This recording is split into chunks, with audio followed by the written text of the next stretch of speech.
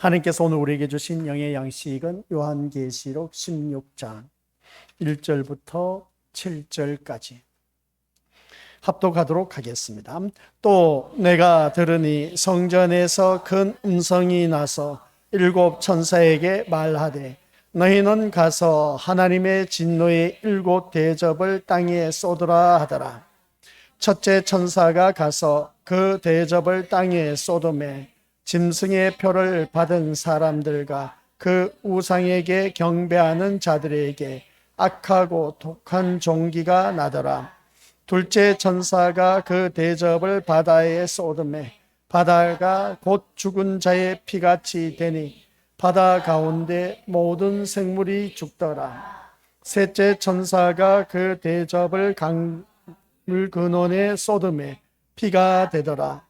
내가 들으니 물을 차지한 천사가 이르되 전에도 계셨고 지금도 계신 거룩하신 이여 이렇게 심판하시니 의로우시도다. 그들이 성도들과 선지자들의 피를 흘렸으므로 그들에게 피를 마시게 하신 것이 합당하니이다 하더라. 또 내가 들으니 제단이 말하기를 그러하다. 주 하나님 곧 전능하신 이시여 심판하시는 것이 참되시고 의로우시도다 하더라. 아멘. 이 말씀은 하나님께서 하신 말씀을 통해서 주신 교훈의 제목은 쏟아지는 진노. 아버지 하나님, 오늘 또한 수요 저녁 예배로 아버지 하나님의 자녀들 주님의 이름으로 우리 신림교회 예배당에 한자리에 모였습니다. 이 예배를 통하여 하나님 영광 받으시옵고 하나님께서 또한 주신 말씀 쏟아지는 진노 위에 우리는 여기서 살아남아서 우리 모두가 저 영원한 천국에 이를 수 있는 믿음의 자녀가 되도록 성령 하나님께서 우리들의 심령을 사로붙잡아 주옵소서. 감사드리오며 지금도 우리와 함께하고 계신 예수님의 이름으로 기도드립니다. 아멘. 예, 쏟아지는 진노라고 했을 때 우리가 16장 1절부터 7절까지 오랫동안 말씀을 전해왔습니다. 그 가운데 이제 우리가 첫째 천사가 대접을 땅에 쏟으니까 어떤 일이 일어났냐. 종기가 나더라. 경배하는 자들, 우상에게 경배하는 자들에게 악하고 독한 종기가 나더라. 그래서 보게 됩니다.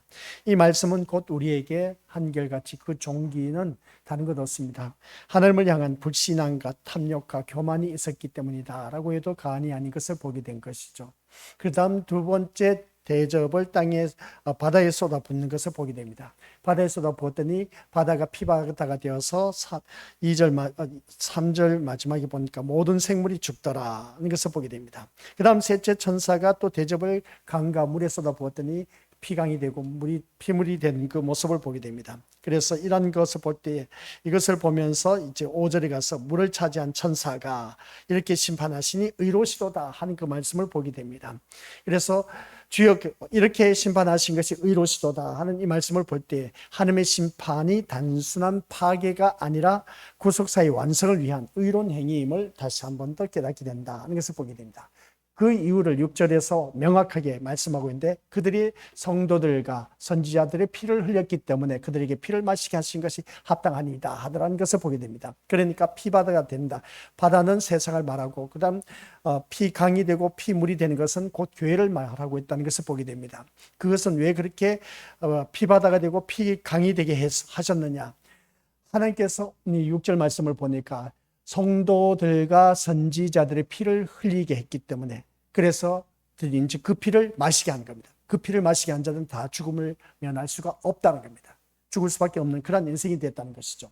그런 말씀을 보면서 우리 믿음의 식구들께서는 지난 시간에 이 말씀을 통해서 세상은 성도들의 피를 하찮게 여겼고 순교자를 어떻습니까? 한마디로 패배자로 여겼던 그 모습을 보게 됩니다. 그래서 하나님은 억울하게 흘려진 눈물도 또 숨겨진 충성도 순교자의 피도 잊지 않으셨다 하는 것을 우리가 지난 시간 말씀을 통해서 깨달았습니다. 그래서 그 피에 대한 하나님의 공의로운 응답이 이제 이루어지고 있다는 겁니다. 그래서 하나님은 성도의 억울한 피를 잊지 않으시고 반드시 갚으신다고 하시니까 우리 믿음의 식구들 이 세상에서 아무리 억울한 일을 당해도 우리 하나님께서 그 피를 다 갚으신다고 하니까 걱정하지 마시고 온전히 나는 오직 하나님 말씀 안에서만 사신다면 우리 하나님께서 그 모든 것을 다 책임져 주신다. 이걸 꼭 명심하시길 바랍니다.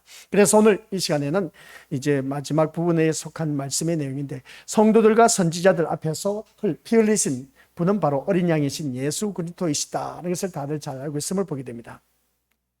그래서 우리를 위해서 피 흘리신 예수 그리스도, 어린 양이신 그 예수 그리스도를 바라보면서 결국 이들이 피를 흘렸던 것을 볼 때, 피 흘렸다는 것은 어린 양과 동행하는 삶을 살았다. 그래서 보게 됩니다. 어린 양과 동행하는 삶을 살았다는 것은 어린 양이신 예수 그리스도께서 삶을 사셨던 것이 희생의 삶이었습니다. 그런 것처럼 오늘 또한 우리 믿음의 것도 어린 양과 동행하는 삶은 남들에게 피를 흘리게 하는 삶이 아니라 오히려 피를 흘리고 사는 삶, 그러니까 피해를 입은 그런 입장이다라고 해도 과언이 것을 보게 됩니다. 왜냐하면 어린 양의 정신은 희생이기 때문에 그렇다는 것을 다시 한 번 더 우리가 깨닫게 됩니다. 어린 양의 피는 희생 없이 흘릴 수가 없었던 것을 보게 된 것이죠. 그런데 오늘날 교회가 어떻습니까? 우리 신자라고 하는 우리는 어떠냐는 것입니다.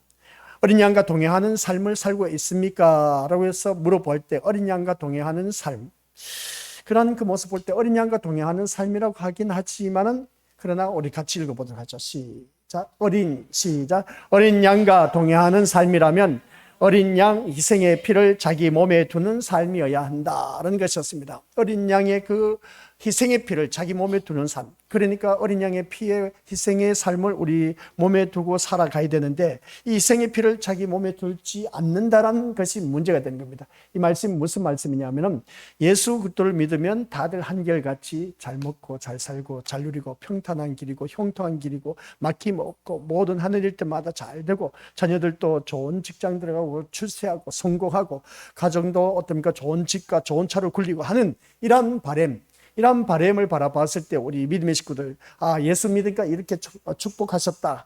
세상적인 결과물을 통해서 하나님의 은혜다, 하나님의 사랑을 입었다. 저 사람은 진짜 하나님의 사랑을 독차지하고 있네, 하나님의 은혜를 혼자 다 받아 누리고 있네 하면서 하나님의 사랑을 독차지하고 있네. 그렇게 우리가 표현한 것을 바라보게 되는데, 우리 믿음의 식구들, 여기서 말씀하고자 하는 것은 어린 양과 동행하는 삶, 이게 참 우리에게는 참 중요하다는 것을 보게 됩니다. 어린 양과 동행하는 삶이라면 어린 양 희생의 피를 자기 몸에 두고 살아가야 된다는 겁니다. 근데 우리는 어린 양의 그 동행하는 삶이라고 하면서 한결같이 세상에 어떤 것 잘 되었을 때 하나님이 나와 함께 하신다, 주님이 나와 동행하고 계신다, 그렇게 표현한 경우가 참 많이 있음을 보게 됩니다. 이게 오늘 우리들의 잘못된 생각인 겁니다. 그러면 우리는 가난하게 살아야 된단 말인가? 출세하지도 못하고 늘 빌빌거리면서 살아란 말인가? 그것도 아닌 겁니다. 나에게 주어진 시간 속에서 우리 믿음의 식구들께서 누구나 잘 될 수도 있고 못 될 수도 있습니다. 그러나 그 삶 속에서 잘 되고 못 되고 떠나서 최선을 다하는 그런 우리가 되자라는 걸 꼭 명심하시길 바랍니다. 그래서 우리가 예수님을 믿어서 꼭 성공해야 된다, 그건 우리 믿음의 것들 성경에 나와 있지는 않습니다. 세상에 우리가 성공하지 못해도, 우리 믿음의 것들 실패해도 어느 누구든지, 세상 사람들 우리를 기독교인들을 바라봤을 때 패배자로 여길 수밖에 없었던 이유가 뭐냐? 예수님이 십자가에 못 박혀 돌아가셨습니다. 그러니까 세상의 힘과 권세, 권력으로 인해서 죽임을 당했던 예수 그리스도를 바라봤을 때 패배자로 볼 수밖에 없고, 그래서 우리 기독교인을 세상으로부터 미움을 당할 수밖에 없었다는 것을 보게 됩니다. 이런 말씀을 들었을 때 우리 믿음의 식구들 모두가 다시 한 번 더 기억해야 될 것이 뭐냐? 어린 양의 희생의 피를 자기 몸에 두는 삶, 이것은 쉬운 일이 아니다 하는 것을 다시 한 번 더 깨닫게 되는 것이죠. 오늘 우리가 살아가는 모든 삶 속에서 이렇게 볼 때 우리는 참으로 부끄러운 자들이다 해도 과언이 아닌 것을 보게 됩니다. 내가 좀만 희생을 하게 되면 내가 왜 희생을 해야 되냐고. 그래서 우리가 가정으로 들어갔을 때 바라보면 그런 경우가 참 많이 있음을 보게 됩니다. 어떤 일이냐? 혹한 날 내가 지는 삶을 살아야 된다는 겁니다. 그러다 보니까 늘 내가 양보를 해야 돼. 그러다 보니까 내가 예수님을 믿기 때문에 어떻습니까? 같이 맞짱을 뜰 수가 없어. 그냥 내가 늘 양보하고 내가 손해보는 것 같고 내가 억울한 누명을 덮어쓰는 것 같고 정말 원통하고 분통 터져서 진짜 도저히 못 살아. 가정에서나 또 직장생활을 하다 보니까 내가 예수 믿는다는 것 때문에 큰 소리로 외치지도 못하고, 참 이거 우리 믿음의 식구들 어떻게 보면 우리들의 삶을 보면은 그런 경우가 너무나 많다라는 것을 다시 한 번 더 각자가 깨달았을 겁니다. 내가 예수 믿는다는 것 때문에 피해를 봐야 되고, 내가 예수 믿는 것 때문에 또한 욕을 얻어먹어야 되고 하는 그런 일들이 한두 번이 아니었다는 것을 보게 됩니다. 이게 바로 성경적인 겁니다. 세상으로부터 미움을 당하고 있기 때문에 그렇다는 것이죠. 그렇다고 해서 내가 잘못한 것이냐, 잘못한 것도 없습니다. 그냥 말씀대로 착하게 살다 보니까, 말씀대로 살다 보니까 세상이 워낙 억세다 보니까, 강하다 보니까 그도 그럴 수밖에 없는 이유가 우리 것들 다들 나팔 재앙에서 5째 나팔 불었더니 하늘에서 어떻습니까? 별이 떨어졌는데 그 별이 사단이었습니다. 그 사단에게 하나님께서 무저갱이 열쇠를 맡겼습니다. 무저갱이는 마귀 사탄이 가득하게 갇혀져 있던 그런 곳이었습니다. 그래서 무저갱이 딱 열쇠를 나에게 그 사단에게 줬는데 그걸 열어버린 겁니다. 그래서 모든 마귀 사탄이 다 올라와서 이 세상에 완전 진을 치고 있었다. 여기서 보게 됩니다. 6째 나팔 불었을 때 악한 천사 결박된 거 다 풀어지고, 또 하늘에서 전쟁이 일어났는데, 하늘에서 전쟁이 일어났는데 용이 패배하고 땅에 내어 쫓김을 당해서 땅에 내려와서 바다에서 올라온 짐승, 그리고 땅에서 올라온 짐승에게 건세를 부여해 주다 보니까 완전 이 세상은 무법천지가 마귀 사탄이었다. 그러다 보니까 우리는 마귀 사탄으로부터 늘 공격당할 수밖에 없습니다. 그러한 세상에서 우리가 살고 있다 보니까 여기서 살아남기란 그리 쉬운 일은 아닌 겁니다. 그러다 보니까 주위 사람들은 항상 우리를 어떻게 합니까? 희생만 해야 하는 그런 입장에 있는 것을 바라보게 되는데, 참 우리가 교회 다닌다는 명목으로 인해서 너무나 많은 억울한 일을 당한 것이 한두 번이 아니었다는 것을 보게 됩니다. 근데 여기서 희생의 피를 자기 몸에 두고 살아가야 된다 하면서도, 하나님을 말하고 예수님을 찾으면서도, 하나님의 영광을 들먹이면서도 우린 희생을 마다했고 피 흘리신 어린 양과의 동행을 거부했다는 것을 보게 됩니다. 그래서 어린 양과 동행하는 삶은 다른 것이 아니라 희생이었고, 또 그것을 인해서 고난, 고초 당하는 삶이었는데 우리는 그게 싫다는 겁니다. 교회를 다니면서. 그러지 않습니까? 내가 왜 예수를 믿습니까? 내가 덜 고생하기 위해서, 좀 더 하나님께서 나에게 많은 축복을 주셔서 이 세상 보란 듯이 잘 먹고 잘 살고 잘 누리는 것 아니냐는 겁니다. 근데 이 말씀을 바라봤을 때 우리 믿음의 것들, 사는 삶이 우리가 각자에게 주어진 것을 바라보면 가정마다 다 다릅니다. 어느 가정에는 부유한 사람, 어느 가정에는 참 쪼달리는 사람, 어느 가정에는 참 어떻습니까? 빚더미에 앉아있는 그런 사람, 이런 뭐 천차만별입니다. 같은 교회 안에 다니면서도 이러한 삶을 사는 우리들 바라봤을 때 어떻게 우리가 이것을 해석해야 될까? 어느 누구 집에는 남편, 아내, 부모, 자녀 하교해야 하고 잘 먹고 잘 살고 잘 누리고 행복하게 사는데 왜 우리 가정은 이럴까 싶을 정도로 정말 늘 그냥 걱정, 근심이 떠나가지 않습니다. 이런 그 모습을 볼 때 우리 믿음의 것들, 여기서 우리가 이 같은 교회를 다니면서 같은 그 말씀을 들으면서 누구는 이렇고 누구는 저렇고 하는데, 누구는 부러움의 대상이고 누구는 참 두고 보기에도 참 짠해, 불쌍해, 이런 모습을 바라봤을 때 우리는 어떻게 이것을 우리가 받아들여야 되느냐 하는 것을 다시 한번 또 깨닫게 된 겁니다. 그런데 여기서 바라보면 그렇습니다. 각자의 삶이 있습니다. 각자의 삶이 있는데, 아니 하나님이 이왕이면 나에게 좀 더 남들 부럽지 않게 잘 먹고 잘 살고 잘 누리고 행복한 그런 모습으로 살게 해주시면 어떻나나? 근데 그게 아니란 겁니다. 우리들의 삶을 돌이켜보니까 각자의 삶이, 이 사람은 이런 모습, 저 사람은 저런 모습으로 살아가는 그 모습을 보게 된 겁니다. 이런 그 가정을 바라봤을 때 우리 믿음의 속들에게는 바로 그겁니다. 여기서 우리는 희생을 마다하고 있다는 겁니다. 싫어하고 있다는 것이죠. 희생을 싫어하고 있다는 겁니다. 피 흘리신 어린 양과 동행하는 삶, 그 어린 양과 동행하는 삶이 뭡니까? 고난 그 자체입니다. 섬김의 삶이었습니다. 희생하는 삶이었습니다. 이걸 우리가 거부하고 있음을 보게 된 것이죠. 그래서 주님은 남은 고난을 내 몸에 두기를 싫어했다는 것을 보게 되는데, 이 말씀을 통해서 우리 믿음의 식구들, 이 말씀이 바로 골로새서 1장 24절 말씀에 나와 있는데 같이 읽어보죠. 시작. 나는 이제 너희를 위하여 받는 괴로움을 기뻐하고 그리스도의 남은 고난을 그의 몸된 교회를 위하여 내 육체에 채우노라. 그리스도의 남은 고난을 그의 몸된 교회를 위하여 내 육체에 채우노라. 이 말씀이 무슨 말씀이겠습니까? 그리스도의 남은 고난이 오늘날 우리 믿음의 식구들 살아가면서 내가 겪는 그 모든 고난의 삶을 말하고 있습니다. 근데 이것을 우리는 내 육체에 채우노라 했는데 내 육체의 이 고난은 싫다는 겁니다. 거부하고 있다는 것이죠.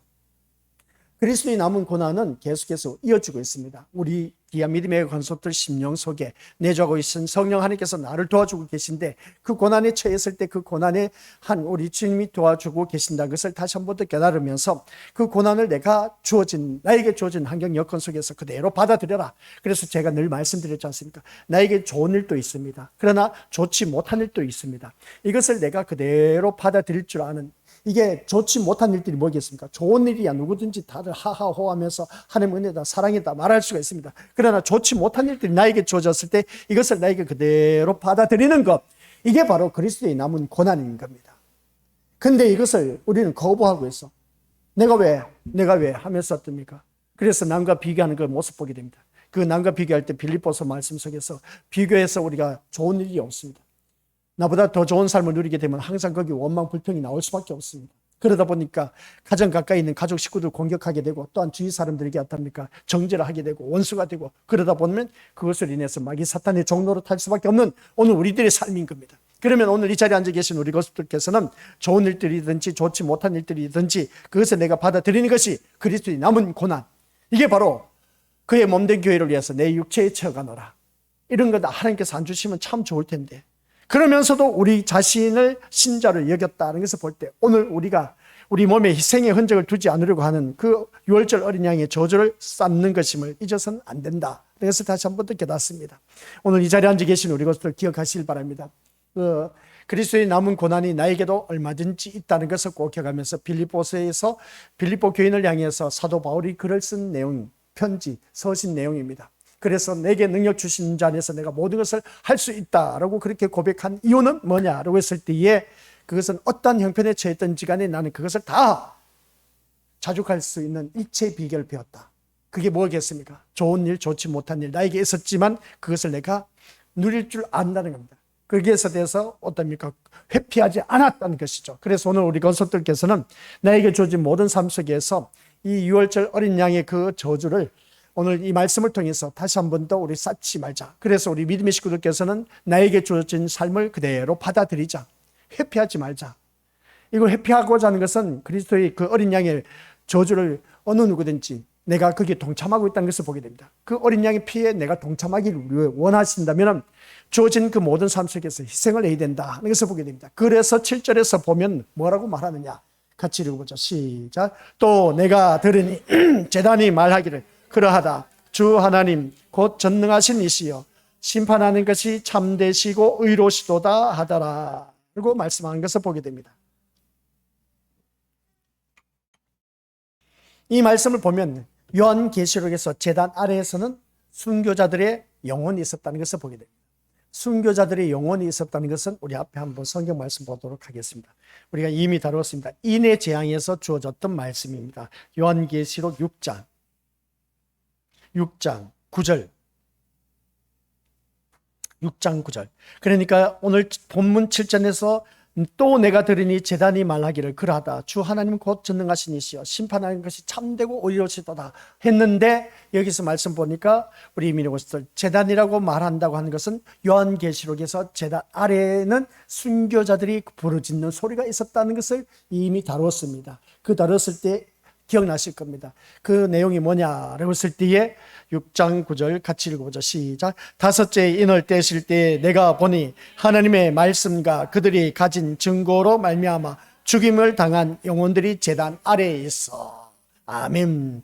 이 말씀을 보니까 죽임을 당한 영혼들이 제단 아래에 있었다는 겁니다. 그 제단 아래에 있었던 그 죽임을 당한 어린 양들이 무슨 말을 하고 있느냐라고 했을 때 6장 10절 시작.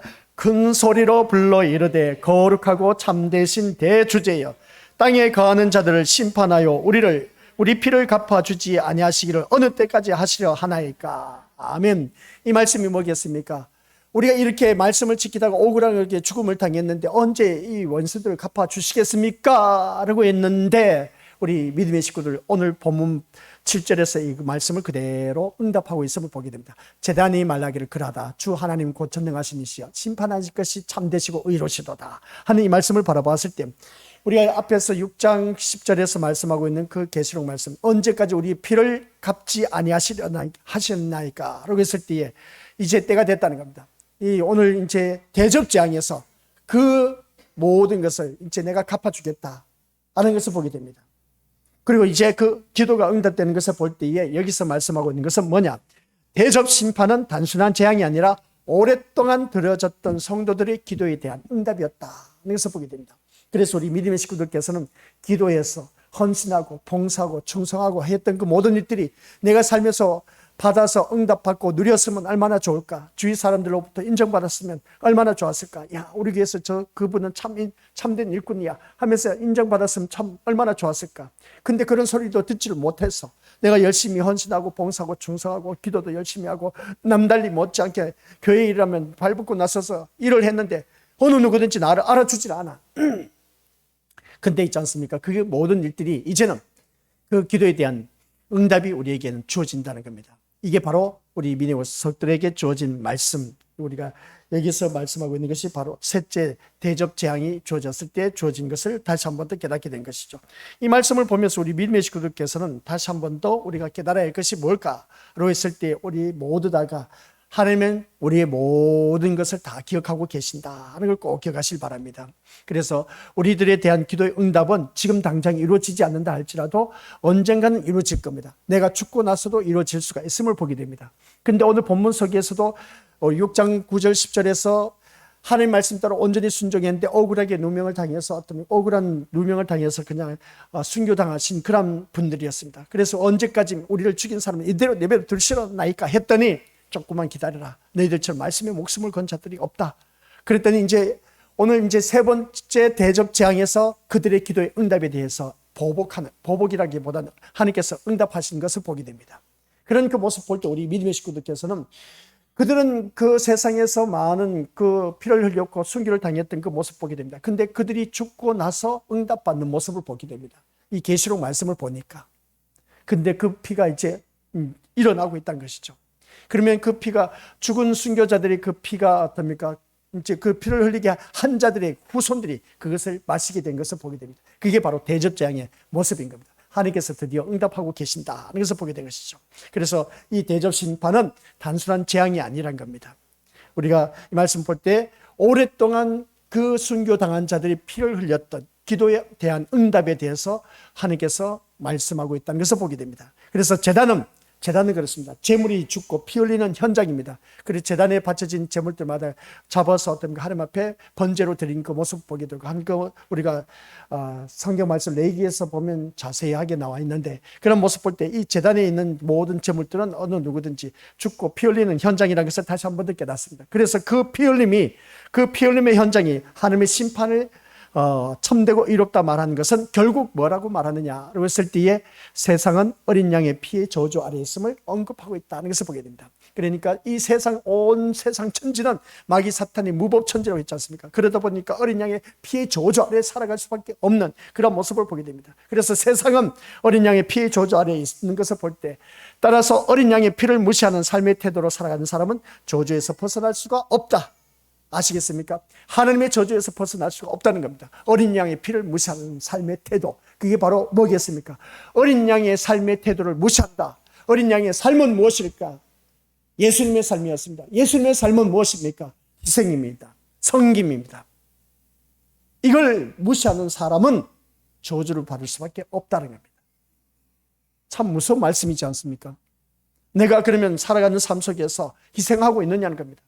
그러면 우리 믿음의 식구들, 내가 희생하지 않고 또 우리 믿음의 것들 주위 사람들 섬기지 않고 사랑하지 않고 하는 그 모든 삶, 어린 양의 삶을 살지 못하고 있다는 자들은 다 저주 아래 살 수밖에 없다는 것을 보게 됩니다. 저주는 뭐겠습니까? 마지막으로 갔으면 지옥에 떨어질 수밖에 없다는 겁니다. 여기에 대해서 우리 믿음의 식구들 어떻게 대답하시겠습니까? 어린 양의 피를 무시하는 그 삶의 태도, 오늘 우리들의 삶 속에서 그대로 그냥 나타나고 있어. 교회를 다니면서도 그렇습니다. 어린 양의 삶을 살지 못하고 있는 우리들 기억하실 바랍니다. 여기서 말씀 저주에서 벗어날 수가 없습니다. 그 저주는 지옥행입니다. 우리 것도 어떻게 하겠습니까? 큰일 날 일이지 않습니까? 그러면 우리가 앞으로 계속해서 희생하면서 섬기면서 살아가란 말인가? 이제 그러면 쉽게 예를 들자면 우리 것도 그렇습니다. 가정으로 한번 들어가 보시길 바랍니다. 가정으로 들어갔을 때 부모가 자녀를 위해서 일평생 뒷바라지하면서 뼈가 빠지게 새가 빠지게 어떻게 돈을 벌어서 뒷바라지를 해줍니다. 자녀들이 이것을 알고 철들었으면 그래도 부모의 공을 알아서 부모를 섬기는데 철들지 않는 자녀를 바라보면 그냥 죽는 그날까지도 골 썩이는 그런 그 자녀들이 너무나 많이 있음을 보게 됩니다. 속 썩이는 그런 자녀들이 너무나 많다는 것이죠. 그런 자녀들 보면 진짜 파렴치한 못된 놈 그런 자녀들이 너무나 많다는 겁니다. 막상 이제 부모가 이 세상 이별을 했을 때 아이고 대고 하면서 막 울고 불고 하는 그 모습 보게 됩니다. 울고 불고 대고 하면 무슨 소용이 있겠습니까? 이미 죽고 눈앞에 사라졌는데 울어본들 무슨 소용이 있겠냐는 겁니다. 진작에 살아계실 때 부모 좀 잘 섬기실 것이지. 안 그래요? 우리 믿음의 식구들, 여기 있는 우리 젊은 나이, 우리 학생들, 그리고 어떤 젊은 우리 아이들 기억하실 바랍니다. 부모 살아계실 때 잘 섬기고 공경하고 사랑하고 얼마나 좋습니까? 근데 막상 죽고 나면 어떻습니까? 우리 부모님, 엄마, 아빠 돌아가셨다고 눈물 콧물 흘리면서 그냥 아이고 대고 대성통곡한들 그건 아무런 소용이 없습니다. 그런 그 모습 볼 때 우리 믿음의 식구들 살아계실 때 부모님을 잘 섬겨야 된다. 다시 한 번 더 깨닫게 된 것이죠. 그런 그 모습 볼 때 그렇습니다. 오늘 또한 이 자리에 앉아 계신 우리 귀한 믿음의 심령들은 어떤 일이 있다 할지라도 여기서 말씀하고 있는 것이 바로 그겁니다. 어린 양의 피를 무시한 자는 저주를 받아 지옥에 떨어진다. 결론입니다. 이건 아시겠습니까? 그런데 어린 양의 삶의 태도가 나에게 있느냐 없느냐, 희생하는 마음이 없다는 것이죠. 그래서 아까 이야기하는 것이 뭐냐, 가정에서 부모는 자녀를 위해서 희생을 합니다. 어떤 대가를 바라보게 하면서 하는 것이 어디 있겠습니까? 오늘날 부모들은 자녀들에게 대가를 바라보면서 어떻습니까? 자녀를 키운다 그렇게 표현한 경우가 참 많이 있는데 너무나 이제 계산적으로 나가고 있는 것을 보게 됩니다. 옛날 부모들은 그렇지 않았습니다. 그냥 뭐라도 하나 더 주고 싶어서 자녀들 사업한다면 땅을 팔아서 전답을 팔아서라도 뒷바라지 해줍니다. 있는 거 없는 거 다 팔아서 해줬습니다. 그래서 자녀들이 성공하면 다행인데 사업에 실패해서 집안 다 말아먹었어. 그러면 일평생 어떻습니까? 그 자녀들은 그 부모의 재산을 다 말아먹었으니까 그 죄책감이 살아가야 되는데 이 죄책감도 모르고 살아가는 자녀들은 진짜 불효막심한 자녀들이 너무나 많다는 겁니다. 이러한 현실을 바라봤을 때 오늘 우리가 살아가는 삶의 모습 보면은 진짜 가관이 아니야. 가관이 아닌 세상이 오늘 또한 우리들의 모습을 보니까 가관이 아닌 교회를 다닌 신자들이 있다는 겁니다. 교인들이 있다는 겁니다. 신자가 아니고 교인들이 있다는 겁니다. 그 하나님의 심정을 이해하지 못하고 그냥 자기 멋대로 살아가는 그 모습, 그 하나님의 심정을 이해하지도 못하고 그냥 자기가 잘난 멋을 살아가는 자들이 얼마나 많은지 모르는 겁니다. 그게 뭐겠습니까? 어린 양의 희생, 어린 양의 삶의 태도가 오늘 우리에게 있느냐는 겁니다. 어린 양의 삶의 모습이 전혀 없다는 겁니다. 남들보다 뭔가 섬김을 받기를 원하고 존귀와 존경함의 대상을 받기를 원하고 이런 모습, 이건 어린 양의 삶이 아니었습니다. 어린 양의 삶은 철저하게 모든 사람을 섬기는 그런 삶이었다 하는 것을 보게 됩니다. 이러한 자는 저주의 삶에서 벗어날 수가 없습니다. 그래서 이 말씀이 어디 나와 있느냐, 고린도전서 16장 22절 말씀. 이 말씀을 바로 보니까 그렇습니다. 어떤 말씀이냐라고 했을 때 우리 그것부터 같이 읽어보죠. 시작. 만일 누구든지 주를 사랑하지 아니하면 저주를 받을지어다. 우리 주여 오시옵소서. 고린도전서 16장 22절. 누구든지 주를 사랑하지 않으면 저주를 받을 것이다. 주를 사랑하지 않으면 저주를 받는다 합니다. 주를 사랑합니까? 예수님을 사랑하십니까? 사랑하시면 사랑하신 그 예수님의 삶을 우리가 그대로 받아 누리자는 겁니다. 집안에서 키운 자녀들 누구를 빼닮는다? 부모를 빼닮습니다. 부모를 빼닮아요. 그렇다면 우리는 지금까지 한번 생각해 보시기 바랍니다. 자녀들이 품 안에 키우는 것은 16살, 중학교 가면 16, 고등학교 가면 19살, 19년입니다. 그러면 그 다음부터 아이들은 사회생활을 합니다. 대학생활을 하는 그 모습 보게 된 것이죠. 그러면 그 아이들이 16년 동안 그 부모에서 자라난 것을 19년 동안 부모가 한 걸 그대로 답습해서 삶 속에서 그대로 나타납니다. 그러면 우리는 교회 다닌 지 몇 년 됐습니까? 10년, 20년, 30년. 그러면 우리는 하나님의 모습을 그대로 빼닮아서 내 삶 속에서 예수님의 삶이 나타나야 되지 않느냐는 겁니다. 예수님의 삶이 나타나지 않는 그 모습 보면 이건 저주의 삶인 겁니다. 주님을 사랑한다고 하면서 입에 발린 소리만 하는 것이죠. 우리 믿음의 식구들. 여기서 그래서 우리 말씀 제목이 뭐겠습니까? 하나님이 쏟아진 진노에서 살아가고 있다는 겁니다. 쏟아진 진노에서 우리가 지금 살아가고 있다는 것이죠. 돈 있으면 뭐합니까? 우리 믿음의 식구들. 성공하고 출세하면 뭐합니까? 우리 것들. 결국 하나님의 진노에서 벗어나지 못한 채 살아가는 인생이라면 비참하게 지옥에 떨어질 수밖에 없는데 성공하고 돈 많고 출세하면 무슨 소용이 있겠냐는 겁니다. 비록 겉으로는 아주 화로운 그런 인생이고 부러운 인생이고 성공한 인생이라 할지라도 예수님이 다시 세상에 오실 때 무엇이 진실이고 무엇이 참된 것이고 지혜로운 것이고 최종적인 승리자가 누구인가 드러날 것인데 우리 예수님 오신 날 이 세상에 아무리 출세하고 성공하는데 무슨 소용이 있겠냐는 겁니다. 내가 예수님의 그 삶이 전혀 없는데 예수님의 흔적이 없는데 남은 고난, 예수 그리스도의 남은 고난, 그 십자가의 고난, 나에게 삶이 전혀 없는데 그저 형통하고 풍성히 살아가는 삶밖에 없습니다. 하나님께서 우리가 어렵게 살아갈 때 그때 주여 하면서 부르짖었던 모든 기도가 하나님께서 응답해 주셔서 풍성한 삶을 누리게 해줬더니 하나님을 더 가까이 하는 것이 아니라 오히려 예수님의 그 삶을 전혀 부인하고 오히려 내가 평탄한 삶을 살기를 원했던 오늘 우리 때의 모습이지 않느냐는 겁니다. 내가 조금만 희생당하면 어디 두고 보자 하면서 계시면서 그 사람은 어떻게 해서든지 내가 두고 보자 하면서 그 안갚음을 가지려고 하는 그 모습 보면 이게 가관이 아닌 것을 보게 됩니다. 그러니까 쉽게 표현하면 철든 자녀는 부모의 심정을 이해하지만 오늘 이 말씀은 이제 우리 교회에 다니는 우리 믿음의 식구들 철든 하나님의 자녀라면 하나님의 심정을 이해하면서 우리가 예수님처럼 살아가야 되지 않느냐는 겁니다. 그런데 아직도 우리는 바라보면 그 예수님의 그 삶이 내 삶 속에서 보일랑 하다가도 그냥 말아버려. 어느 한 순간 보니까 예수님의 삶의 모습 보니까 참 좋아 보여. 근데 어느 한 순간 보니까 그게 그냥 감춰져 버렸어. 없어졌다는 것이죠. 예수님의 삶이라고는 전혀 없는 우리들이 오늘 삶을 다르게 보았을 때 우리 믿음의 고수들 천국 갈 생각하지 마시길 바랍니다. 천국은 그렇게 쉽게 갈 수가 없습니다. 아시겠습니까? 냉정합니다. 우리 하나님의 판단 기준은 너가 하나님 말씀대로 살았느냐 안 살았느냐 그게 우리에게는 판단 기준이 되고 있습니다. 그래서 예수님의 삶이라는 것은 내가 희생하고 섬기고 돌보고 사랑하고 이웃을 감싸주고 격려해주고 일으켜 세우고 용기와 소망을 북돋아주면서 함께 어우러져서 일어나는 것, 이러한 우리가 삶이 있어야 되는데 온전히 그냥 나만을 위한 삶을 살아가고 있으니 이게 어찌 예수님의 삶이라고 말할 수 있겠냐는 겁니다. 우리 예수님은 철저하게 자기 자신을 위한 삶이 아니라 이타적인 삶만 살았다는 겁니다.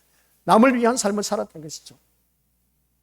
그래서 이 세상이 우리 믿음의 것을 기억하시길 바랍니다. 우리가 살아간 모든 삶 속에서 조금 전에도 말씀드렸지만 아무리 내가 호화로운 인생, 부러운 인생, 성공한 인생 할지라도 주님이 세상에 오실 때, 다시 오실 때, 재림하실 때 그때 무엇이 참된 것이고 무엇이 지혜로운 것이고 최종적인 승리자가 누구이냐는 것입니다.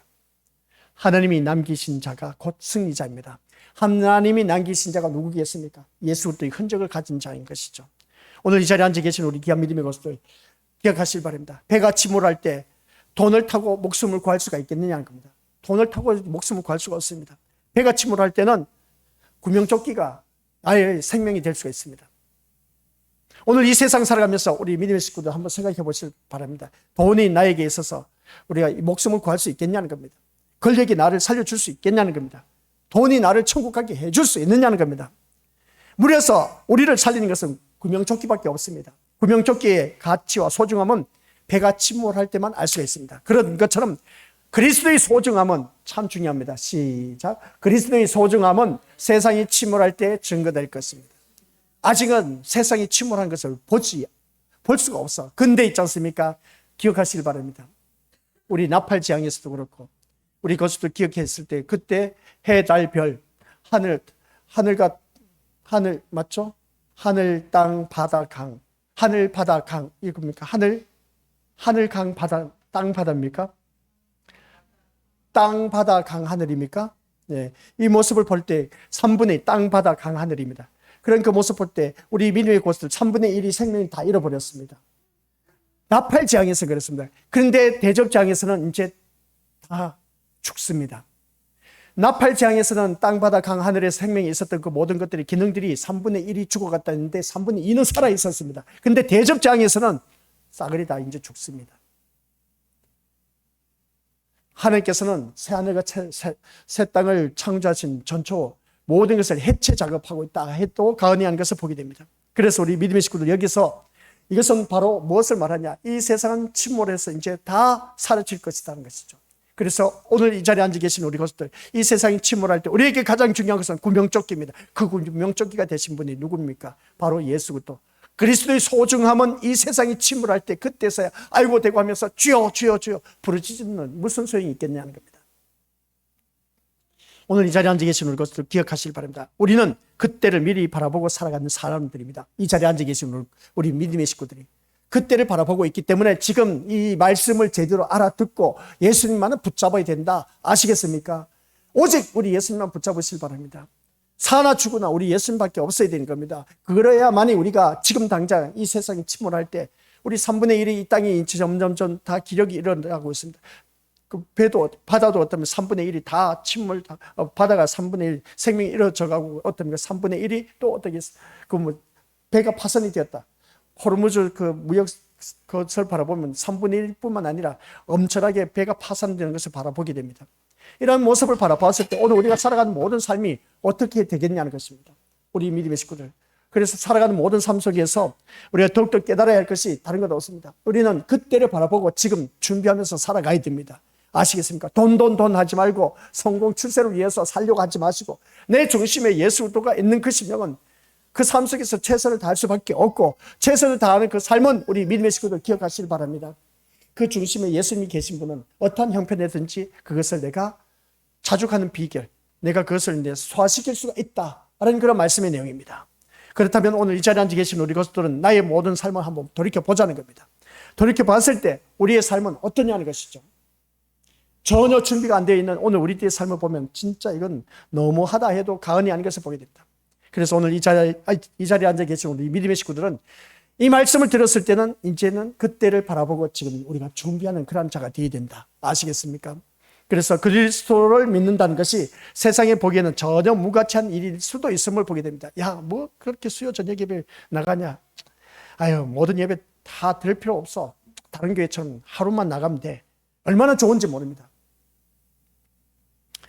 이러한 모습을 볼 때 힘 있는 것을 가장 가치 있는 것으로 여기는 이 세상에서 힘이 아닌 어린 양이신 그리스도를 생명의 근원으로 삼고 그분과 함께 동행하는 삶을 산다는 것은 성공이나 출세와도 거리가 먼 삶의 태도입니다. 이 삶을 살 수가 있겠습니까? 우리 믿음의 식구들. 그런데 있지 않습니까? 이 삶을 사는 자가 천국에 들어갈 수가 있습니다. 어린 양이신 그리스도 생명의 근원으로 삼는 우리들, 우리 예수님과 함께 동행하는 삶을 산다는 것, 이게 바로 우리 것들, 이 말씀을 통해서 세상의 성공이나 출세와는 완전 거리가 먼 그런 모습입니다. 세상과 완전 거리가 먼 그런 모습으로 우리가 살아갈 수가 있느냐는 겁니다. 아멘 하셔야죠. 그래야 우리 천국에 갈 수가 있습니다. 이러한 삶이 없다면 우리 것들, 내가 이 세상에서 아무리 성공하고 출세하고 돈 많이 번들 무슨 소용이 있겠냐는 겁니다. 천국 못 갑니다. 우리 믿음의 식구들. 그리스도의 나의 생명의 근원으로 느껴지고 또 주님과 함께 동행하는 삶, 주님과 동행하는 삶이 뭐겠습니까? 내 삶 속에서 남을 위해서 희생하고 섬기고 섬겨주고 한 이 모든 일들이 나에게 있느냐는 겁니다. 이러한 삶이 없이는 우리가 어떻게 천국 갈 수 있겠냐는 것이죠. 아니란 태도를 갖지 말라는 겁니다. 하나님만 사랑하면 예수 이름만 부르면 어느 누구든지 구원을 얻으리라. 참 좋은 말씀입니다. 성경에 나와 있기 때문에 예수님 이름만 부르면 돼. 그러면 구원을 받는다. 아나 지나게나 다 부른다 해서 예수님 이름 부른다 해서 다 천국 가느냐? 아니요. 예수님의 삶의 흔적이 없는 사람은 갈 수가 없습니다. 그게 바로 우리 믿음의 것들 인의 재앙에서 6장 9절 10절에서 말씀하고 있는 것이 그 제단 아래에서 울부짖는 성도들의 그 부르짖는 기도입니다. 언제까지 우리가 말씀대로 살았는데 나를 이렇게 핍박하고 억울하게 한 사람들 언제까지 내버려 두시겠나이까 했을 때에 너희들처럼 말씀에 목숨을 건 자가 없다. 우리 믿음의 식구들 진짜 말씀에 목숨을 걸고 있습니까? 조금만 어려워도 그냥 원망불평하기 급급했던 우리들의 삶의 모습 가지고는 천국 갈 생각하지 말라는 겁니다. 쉽게 생각하는데 우리 것들 쉽게 갈 곳이 아니란 겁니다. 아시겠습니까? 오늘 우리 것들 기억하시길 바랍니다. 우리는 종종 세상을 보면서 묻습니다. 그러면 목사님 왜 악한 자가 잘 됩니까? 왜 교회가 고난을 받습니까? 왜 하나님은 침묵하십니까? 라고 이렇게 우리가 질문을 많이 던지지 않습니까? 누구든지 그렇습니다. 악한 자가 왜 그렇게 잘 되는지 몰라. 남의 등쳐먹고 하는 그런 사람들, 사기치고 보이스피싱 하는 사람들 얼마나 잘 먹고 잘 삽니까? 남을 깔아뭉개고 있는 사람이 더 어떤 갑질을 해서 어떻습니까? 없는 자가 빼앗아갖고 자기 것을 만드는 그런 모습 볼 때 진짜 이 악한 자들 하나님께서 그냥 쓸어서 그냥 다 어떻습니까? 우리 같았으면 그래서 뭐 지옥에 불끄덩이 쓸어 넣어버렸으면 얼마나 좋을까? 그리고 교회가 핍박받고 고난받는 거 왜 하나님께서 그냥 내버려 두고 계시는지 몰라. 왜 하나님은 침묵하고 계시는지 참 하나님께 해도 너무하지 않습니까? 그죠? 그러나 거기에 대해서 요한계시록은 말을 합니다. 앞에 이 질문, 왜 악한 자가 잘 되고 악인이 잘 되고 교회가 핍박을 받는데 가만히 계시고 침묵만 하고 계시느냐? 요한계시록에서 말씀하고 있는데 하나님은 침묵하시는 것이 아니라 지금 참고 계신다는 겁니다. 그리고 때가 차면 반드시 심판하신다는 겁니다. 그래서 전도서 3장 11절 말씀이죠. 하나님 때 가장 아름다운 때에 하나님께서 심판하신다고 합니다. 그때가 지금 이 요한계시록 말씀을 바라보니까 대접장에서 그대로 이제 응답이 이루어지고 있다라는 그런 말씀입니다. 이 말씀은 우리에게 두려움의 말씀이 아니라 위로의 말씀이라는 겁니다. 예수님 말씀 따라 온전히 예수님과 동행하는 삶이 있고 우리 믿음의 것들 생명 근원으로 삼는 그런 자들이 되었다면 누구든지 우리 믿음의 식구들 나에게 그러한 심령들에게는 위로의 말씀이 될 수가 있습니다. 왜냐하면 역사는 우연히 끝나지 않기 때문에 그렇다는 겁니다. 세상이 마지막 말을 하는 것이 아니라 하나님이 마지막 말씀을 하고 계신다는 것을 꼭 기억하시기 바랍니다. 하나님이 마지막 하신 말씀이 뭐겠습니까? 그리고 그 마지막 말씀은 완전히 의롭다는 겁니다. 지금 당장은 짐승의 체제, 세상의 힘과 돈, 권세, 권력을 말하고 있습니다. 짐승의 체제가 바로 그겁니다. 바다에서 오른 짐승, 땅에서 오른 짐승은 이것을 오히려 옹호하는 오늘날 거짓된 목자들 얼마나 많은지 모릅니다. 너 이렇게 믿으면 성공한다니까, 이렇게 믿으면 출세한다니까, 너 좋은 대학에 들어갈 수가 있어 하는 사업이 잘 될 거야. 이렇게 오늘날 목자들이 이 앞에서 하나님 말씀대로 살면 잘 됩니다, 출세합니다, 성공합니다 하는 그런 모든 목자들 바라보면은 우리 것들 받아들이는 입장에서 다 다르지만은 그러나 성경 말씀을 바라보니까 세상 결과물을 가지고 우리 믿음의 것들 예수님을 팔아 넘기지 말라는 겁니다. 예수님 말씀, 오직 예수님에 대해서만 말씀을 증언해야 되는데 오히려 예수님 하신 말씀을 통해서 세상 것을 둔갑시켜서 세상의 힘과 권세, 권력을 얻도록 하는 이게 바로 거짓된 목자들이 외치는 겁니다. 정신 챙겨야 돼요, 우리 믿음의 식구들. 그런데 그것도 모르고 그냥 할렐루야, 아멘, 아멘 하면서 그렇게 화답하는 기독교인들 바라보면 진짜 이건 소경이 소경을 인도하는 것과 똑같은 그 모습 보게 됩니다. 그래서 오늘 이 자리에 앉아 계신 우리 것들을 기억하시기 바랍니다. 짐승의 체제는 바다에서 오른 짐승과 땅에서 오른 짐승을 말하고 있습니다.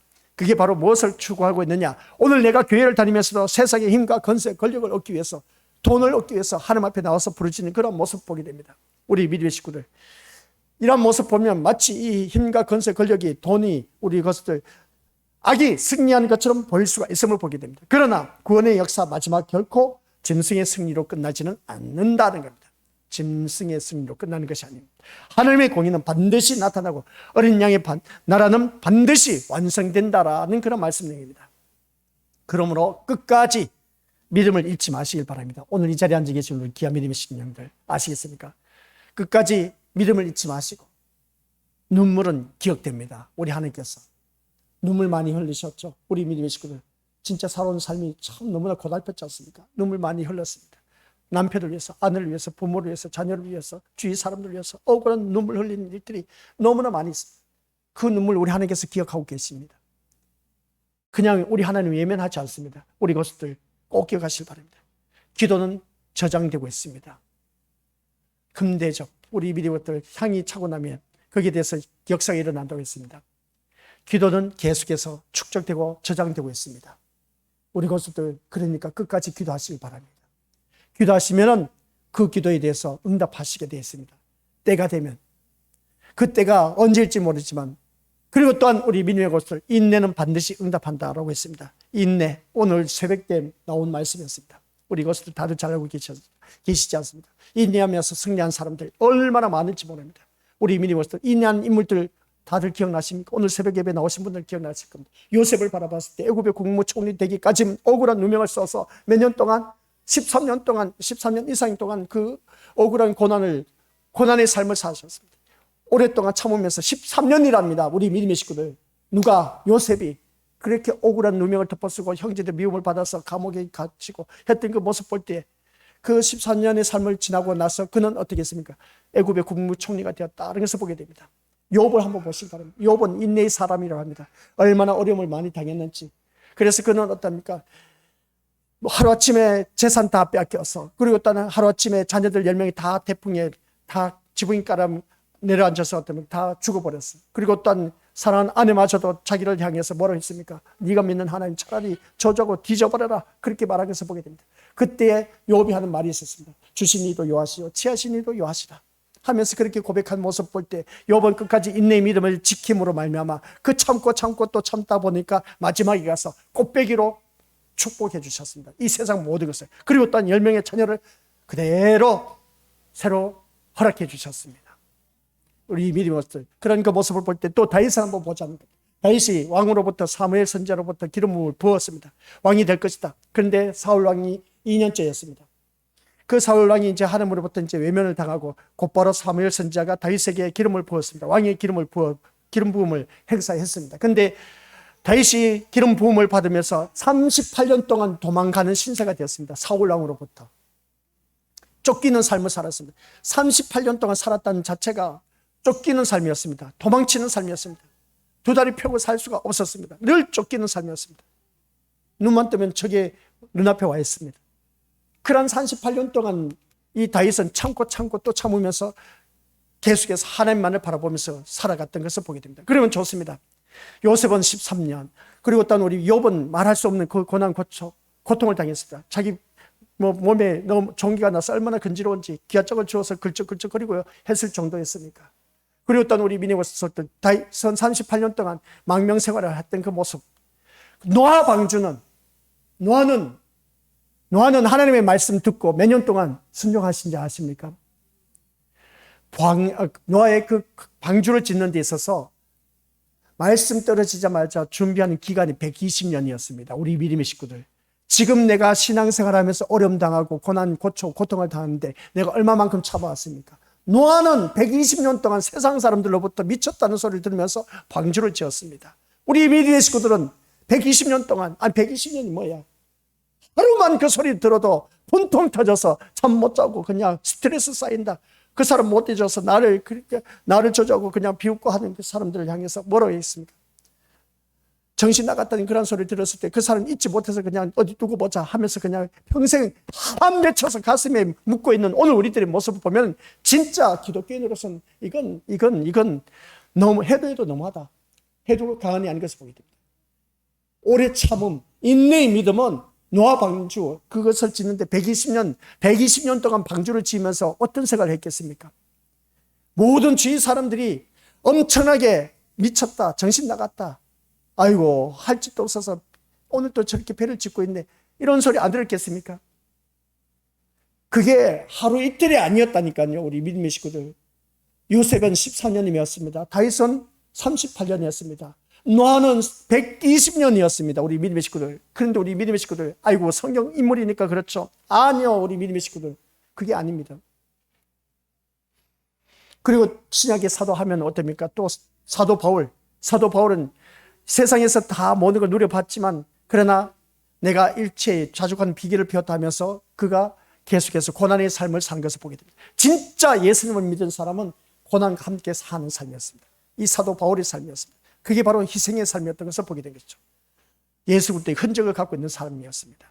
오늘 우리 믿음의 식구들 어떻습니까? 예수님과 함께하는 삶은 그저 내가 이 세상에 좀 더 형편이 펴지고 잘 먹고 잘 살고 잘 누리기를 원한 것 아니었습니까? 사도 바울은 그게 아니었습니다. 진짜 예수님을 만나고 나서는 계속해서 고난의 연속이었습니다. 죽음의 파선의 위기에 직면한 지 한두 번이 아니고 태장에 맞는 것이 엄청나게 얻어터져서 어떻습니까? 피가 날 정도로 얻어터져서 감옥에 갇힌 일들이, 헐벗고 굶주리고 추위에 떨었던 일들이 한두 번이 아니었다고 하는 겁니다. 그런 삶을 살았던 것이죠. 진짜 예수님을 만나고 나서. 그게 바로 예수 그리스도의 삶이고 예수 그리스도와 동행하는 삶입니다. 그 삶이 우리가 천국 갈 수 있다는 겁니다. 그런데 오늘 우리는 어떻습니까?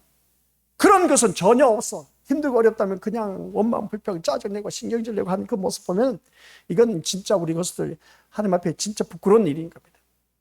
이 부끄러운 삶을 살면서 예수 그리스도는 어떠한 삶이었습니까?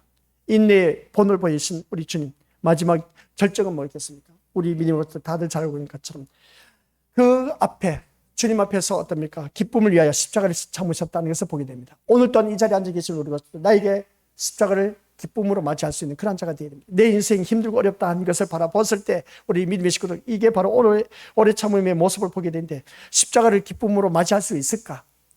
조금만 어려도 원망불평한데 그렇지 못한 것을 보게 됩니다. 그래서 오늘 이 자리에 앉아 계신 우리 것들, 인내는 반드시 응답한다 그러고 있는데 응답받게 되어 있습니다.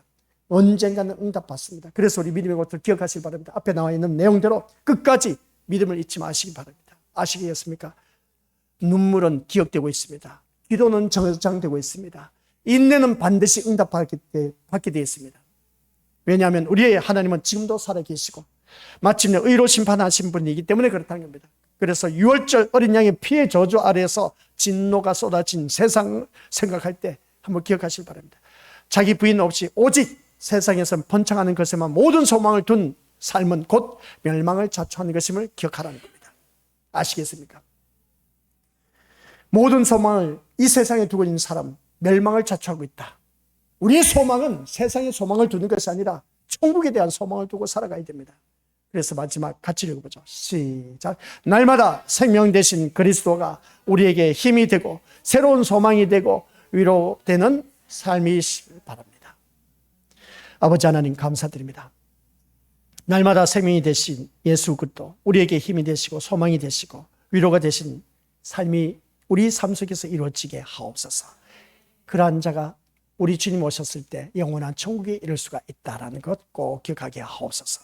이 세상은 쏟아지는 진노 위에 살고 있다는 것, 아버지 하나님, 오늘 우리 귀한 믿음의 심령들 쏟아지는 진노에서 벗어나 우리 모두 다 저 영원한 천국 이룰 수 있는 믿음의 자녀 되도록 성령 하나님께서 이끌어 주옵소서. 그러한 자가 되기 위해서는 예수님과 동행하는 삶, 예수님의 삶이 있어야 된다.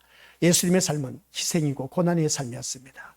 이 삶을 우리가 회피할 것이 아니라 나에게 주어진 십자가라고 생각하며 그 십자가를 기쁨으로 맞이할 줄 아는 자가 천국에 갈 수 있음을 기억하게 하옵소서. 예수님의 이름으로 기도드립니다. 아멘.